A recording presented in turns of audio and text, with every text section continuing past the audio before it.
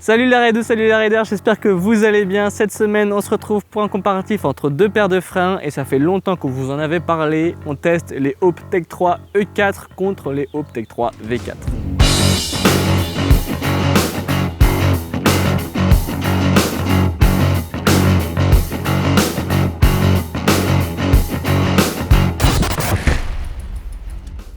Dans la gamme Hope, il y a deux paires de freins 4 pistons, donc les E4 et les V4.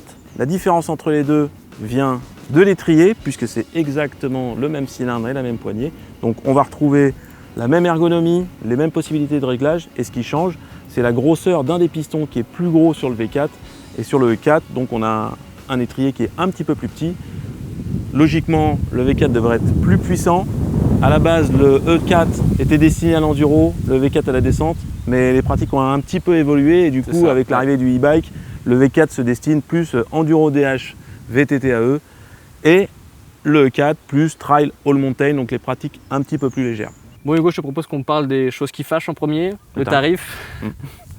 On est sur une petite différence déjà entre les E4 et les V4, mais oui et non. Justifié. Voilà. Le E4 est à 220 € pièce. Ouais. Donc le frein, 110 sans adaptateur. Le V4 est à 240, par contre il a deux paires de plaquettes supplémentaires dans la boîte, qui sont des plaquettes VTT-AE, Special e-bike, donc pour plus de longévité, et une paire de plaquettes en métal fruité. Voilà. On a testé ces deux paires de freins donc, avec des disques en 180 derrière, en 200 devant, et on a passé aussi un disque en 220 à l'avant, qui peut justifier sur les VTT-AE. Donc je vais donner tous les poids entre E4, V4, plus tous les disques de différents diamètres. Ouais. Donc, parce que c'est plutôt intéressant, mais par contre j'ai mon anti-sèche parce que j'ai pas tout appris par cœur, excusez-moi. Donc alors, déjà on commence par les disques. Un disque en 180, c'est 145 grammes. En 200, c'est 167 grammes, donc il y a une toute petite différence. Par contre en 220, on passe à 205 grammes, donc là la différence est un petit peu plus élevée quand même. Oui. Donc là, on a entre le E4 et le V4, on a un étrier qui est plus gros sur le V4, donc on a une toute petite différence de poids également. Sur le frein complet, on l'a pesé le frein avant, on est sur un poids à 267 grammes pour le V4, donc le plus lourd, et 252 grammes pour le E4. Donc la différence entre les deux, c'est 15 grammes. Ouais, c'est vraiment, franchement, c'est très léger. Peu, ouais. Très peu. Alors les chasseurs de grammes qui veulent une machine ultralight, peut-être qu'ils prêteront attention, mais par contre, sur des engins en 140, 150, 160, 15 grammes, c'est tout petit. C'est ça, voilà. Pas comme je suppose que tu seras d'accord avec moi, l'une des grandes forces de Hope, que ce soit le E4 ou le V4, c'est la qualité de fabrication. Et oui, c'est taillé dans la masse, comme on a l'habitude avec Hope. La qualité de fabrication, rien à redire, c'est fait en Angleterre, donc c'est bien de nos jours d'avoir quelque chose qui est fait assez localement et pas... C'est un usinage assez précis. En plus, oui. Voilà, assez disponible en 7 couleurs d'anodisation. Voilà. Donc ça, c'est plutôt cool. On a aussi un frein qui est super beau et puis on peut faire matcher toutes les petites pièces.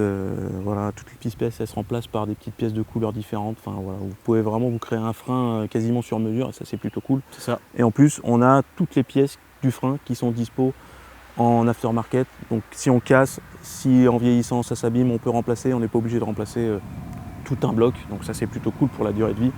En parlant de durée de vie, on peut aussi signaler que les consommables s'use très peu. C'est ça. On a une usure de plaquettes. Si vous montez correctement votre étrier, l'usure de plaquettes, on a fait 1 an de test des freins. Mais sur les V4, les plaquettes elles sont pas quasiment pas usées, mais l'usure est vraiment très peu usée. Ouais, c'est clair. Donc ça, c'est un très bon point. On n'en a pas encore parlé, mais c'est important de le préciser. Les réglages, que ce soit sur le E4 ou sur le V4, comme on a le même mètre cylindre, c'est les mêmes. On va avoir le BPC qui est l'attaque des plaquettes, et le reach qui est la garde du levier. En plus, ils sont plutôt faciles à régler parce que c'est des molettes qui sont assez accessibles. Il n'y a pas besoin de clés, on peut faire ça directement sur le terrain. Ça, c'est un très bon point parce que effectivement, ça peut permettre de se régler son frein aux petits oignons. C'est ça. Pas comme tu seras d'accord avec moi, avant de parler ressenti terrain, on va parler de l'importance du montage d'un frein pour vraiment être efficace, pour que le frein soit le plus efficace possible. Donc effectivement, il faut bien le monter, surtout au niveau de l'étrier. Et déjà, il faut choisir le bon disque, le bon adaptateur. Et moi, je conseille toujours de prendre le disque et l'adaptateur de la même marque, puisque forcément, le constructeur a étudié son frein en fonction de tous les périphériques qui y vont aussi. Du coup, pour un maximum d'efficacité, voilà, tout matcher ensemble. On est sur des freins qui sont quand même assez haut de gamme, et ce serait bête d'avoir des freins qui marchent moins bien parce qu'on les a mal installés. Ouais, exactement. Donc, pour installer la poignée, il n'y a pas beaucoup de subtilité. Hein. Il suffit de serrer. Moi, je prends toujours une clé dynamométrique, surtout avec un sein de carbone. Ça évite d'endommager la fibre et puis au moins vous êtes sûr que vous ne serrez pas trop votre frein et que sur un crash, c'est plutôt la poignée qui va tourner plutôt que le frein qui va casser. On rappelle, il faut qu'il y ait le même espace de chaque côté de la cocotte. Moi sur un sein de carbone, je serre à 4 Nm. Donc il faut bien penser, hop.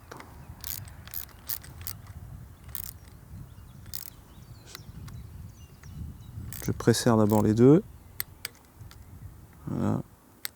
Et là, on est bien serré, impeccable. Le plus important dans le montage, c'est le centrage de l'étrier et que les pistons sortent tous les quatre de manière homogène pour travailler vraiment parfaitement et avoir un freinage optimal. Hope a réalisé un tuto vidéo avec toutes les étapes de montage, toutes les étapes à respecter pour centrer parfaitement votre étrier. Je vous mets le lien dans la description. Bon, Hugo, regarde, je t'ai ramené mon ami Bob le plot. Ouais. Regarde, je te mets un plot là. Qu'est-ce que tu fais là? De tout là-haut. Tu vas y aller gaz, gaz, gaz. Et à ce plot là, tu plantes les freins comme si il y avait une mamie devant toi et il fallait pas que tu la renverses, quoi. Donc on fait un petit comparatif voilà, c'est ça. Plantage de frein C'est ça. Pour voir les distances d'arrêt. C'est ça. Pourquoi moi? Parce que je me suis dit que tu avais une petite influence sur le freinage en plus. Vas-y. Allez, pas, je me mets là-haut. Et tu vas fort, hein? Ouais, ouais. Je sais pas faire moi ça.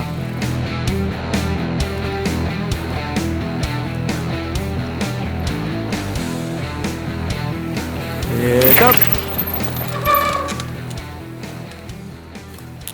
Bon, et ben voilà, on a notre première marque.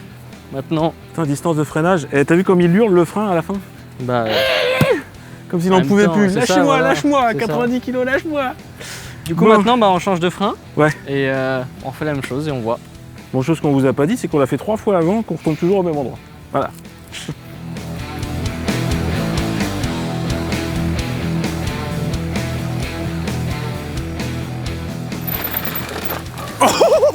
Oh putain, je suis vachement loin.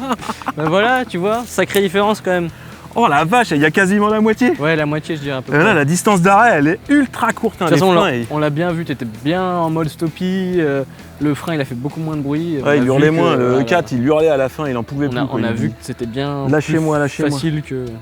Les 15%, ça fait 50% de freinage. Bon, après, là, comme ça, c'est pour donner un repère. Mais... Ouais, c'est extraordinaire. Ouais. Bon, on a bien fait de faire ce petit test. Ouais. Là. On va passer au débrief.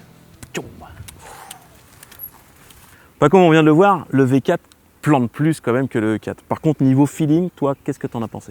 Eh ben, c'est vrai que les feelings collent avec ce qu'on vient de constater. Alors, petit détail, on n'a pas les mêmes gabarits, on fait pas les mêmes poids. Je pense que je suis plus facile à arrêter que toi, donc on a peut-être des ressentis un petit peu différents. Il y a 30 kg d'écart entre nous deux, je pense. C'est ça. Voilà. Mais je pense que la vraie différence, elle se fait là sur la puissance des E4 qui est un petit peu moins importante. Bah moi, j'ai ressenti justement que les E4 étaient un petit peu limites quand il fallait vraiment planter des gros freinages. Alors qu'avec les V4, il n'y a aucun souci pour moi. Quand tu as besoin de planter, de mettre du gros frein, ils répondent présent. C'est ça. Ça, c'est plutôt cool. Après, c'est des freins qui sont précis, progressifs. Que ce soit le E4 ou le V4, oui, exactement. Précis, progressif. Moi, j'aime pas les freins on-off personnellement. J'aime pouvoir doser mon freinage parfaitement. Et c'est Hope. Moi, les V4, pour moi, c'est vraiment une régalade. C'est vraiment top. En plus de ça, c'est des freins qui ont une bonne longévité, que ce soit sur une spéciale ou dans le temps. Ils vont pas chauffer, que ce soit le 4 ou le V4, encore une fois. Ouais. Moi, je sais que je les ai emmenés au moins 3 ans en station et qu'ils m'ont jamais fait défaut. Moi, je suis plus lourd, je fais 90 kg et pourtant, ils m'ont pas fait dépôt dans les Alpes-Maritimes. Non, ça va. J'ai pris une spéciale, la spéciale du Rock, là, qui est assez longue. Pendant 10 minutes, j'étais un petit peu crispé et franchement, ça chauffe pas d'un poil, c'est toujours constant, précis et ça, c'est vraiment très appréciable. En plus de ça, je pense qu'on peut ajouter que la purge, elle est franchement facile à faire sur ces freins-là. C'est une purge par gravité, donc c'est assez classique. Il faudra juste penser pour l'étrier de frein arrière, suivant comment il est positionné sur votre vélo, à peut-être mettre votre vélo à l'horizontale pour bien chasser les bulles d'air. Mais sinon, ouais, c'est vraiment enfantin, c'est plutôt cool. Et c'est peu sensible aux bulles d'air en plus, hein. Les freins Hope, franchement, en un an, j'ai pas ressenti le besoin de purger, donc ça, c'est vraiment cool. Voilà. On peut synthétiser un petit peu? Ouais. Est-ce que tu vois un intérêt, toi, au E4? Bah, en fait, une fois qu'on a goûté au V4, l'intérêt de E4 est un petit peu moins... Bah oui, il y a très peu de différence de poids. Et franchement, de prix non plus, il n'y a pas de différence. Pas de différence de prix, et qui peut le plus, peut le moins. Les V4 sont quand même plus puissants. Après, on peut peut-être envisager un mix un montage E4, V4, tant que V4 à l'avant, E4 à l'arrière.